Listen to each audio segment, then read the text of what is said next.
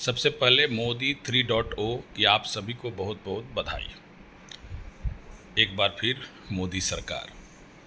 2-3 articles पढ़ रहा था मैं, और जिसमें जॉर्ज सोरोस और उसके जो थ्रू में जो फाउंडेशंस है उनके बारे में लिखा हुआ था कि किस तरीके से उन्होंने भारत में इलेक्शन को प्रभावित करने का कोशिश किया और कितनी फंडिंग की, किस तरीके से फंडिंग आई हुई है। जॉर्ज सोरोस ने और जितने ये फॉरेन मीडियाज़ थे, जितने लोग सनातन से जितने देश नफरत करते हैं, उन सबका एक ही टारगेट था भी कि यहाँ पे मोदी सरकार को चेंज कर देना है और उनके मन मुताबिक सरकार आनी चाहिए। अब इससे आप समझ सकते हैं कि वो फॉरेन मीडिया क्यों कोशिश कर रही मोदी को हटाने के लिए।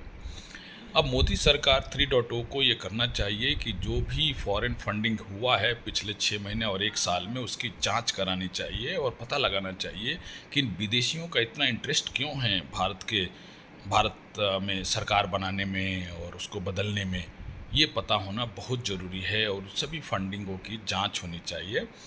और जो भी रिजल्ट्स आया है, हम सभी भारतीयों को उसको एक्सेप्ट करना चाहिए। जो होता है ठीक होता है। श्रीमद् भगवद गीता में कृष्ण भगवान ने कहा है, और इससे बीजेपी को भी फ़ायदा ही होगा फ्यूचर में, क्योंकि बीजेपी के बहुत सारे जो एमपीज़ जो है वो सिस्टमेटिक तरीके से काम नहीं किए थे। सच्चाई है, मोदी जी के नाम पे एंटी इनकम्बेंसी नहीं थी, लेकिन कुछ एमपीज़ के नाम पे तो एंटी इनकम्बेंसी थी, क्योंकि आप काम नहीं करेंगे तो वोट को नहीं देगा। पार्टी के नाम पे हम भी अगर मोदी साहब के साथ हैं तो भारत के लिए साथ है, किसी पॉलिटिकल पार्टी के लिए साथ में नहीं है।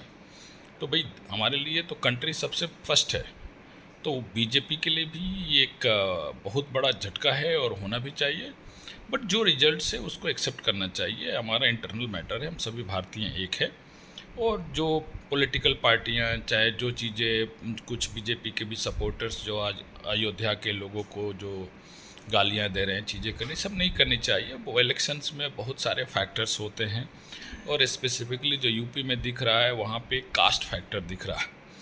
तो उनको कास्ट से मतलब है। अभी के जो वोटिंग पैटर्न दिखा उसके हिसाब से उनको कास्ट से मतलब है। आप डेवलपमेंट करो चाहे मत करो, उनको अपने कास्ट को वोट देना है। सेकंड सिनारियो जो है, बीजेपी अपने कोर वोटर से कटती चली गई थी। उनको था कि भाई मुस्लिम कम्युनिटी उनको वोट्स करेगा, और अभी तो जितने रिपोर्ट्स आए उस हिसाब से ऐसा लग रहा है कि आप मुस्लिम कम्युनिटी के लिए अपना कलेजा निकाल के दे दीजिए, लेकिन वो आपको वोट करने वाले नहीं हैं। तो बीजेपी को भी अपने वोटर्स, कोर जो वोटर्स है, उसके लिए काम करना पड़ेगा। चाहे वो ममता बनर्जी है, चाहे वो समाजवादी पार्टी हैं, वो उनको मुस्लिम के अगेंस्ट में अगर 1000 बम ब्लास्ट भी हो जाए और मुस्लिम कर दें तो उनका सपोर्ट करेंगे। उनको लगता है मेरा कोर वोटर है, इस वजह से जो है ये लोग राम मंदिर के निर्माण में भी नहीं गए और वहाँ उसके उद्घाटन में भी नहीं गए। क्यों? क्योंकि अपने कोर वोटर को खुश करना चाहते थे, और इन्होंने किया। बट बीजेपी पॉलिटिक्स करती है, अपने कार्यकर्ताओं को भी जो है सपोर्ट नहीं करती, और उनके कार्यकर्ता मारे जाते हैं तो उसको पॉलिटिसाइज करती हैं इंस्टीट्यूट ऑफ उसको प्रोटेक्ट करने की। और शायद यही वजह है कि बंगाल में उनको सीटें कम आई, क्योंकि बंगाल के जो कार्यकर्ता थे उनको एक डर था कि भाई ये तो इलेक्शन करके चले जाएंगे और हमें यहाँ पर रहना है, ये लोग हमारे को मार देंगे।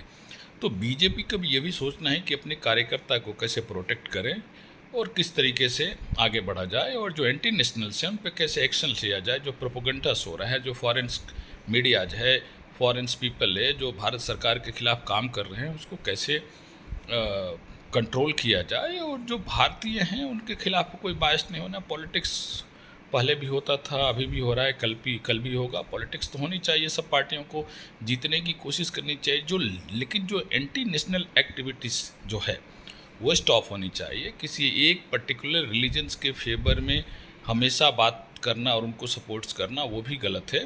और इस वजह से अब बीजेपी को भी अपने स्टैंड चेंज करनी चाहिए, और हम सब भारतीयों को अब ये इलेक्शन को भूल के अगले 4 साल भारत को आगे बढ़ाने के लिए जितना कुछ करना है उतना मेहनत करना चाहिए। लाइटर नोट्स में अब हमने 542 और 543 समझ लीजिए एमपी अपॉइंट्स कर दिए हैं, तो उनके खर्चे भी हमें चलाने हैं, तो उसके लिए टैक्स पे करना है, तो टैक्स पे करना है। अब भाई हमने तो सबको मालिक ही अपॉइंट किया है, वोट तो हमने दिया, बट वो हमारे मालिक हैं।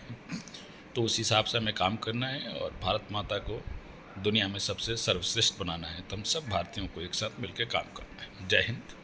फिर एक बार मोदी सरकार।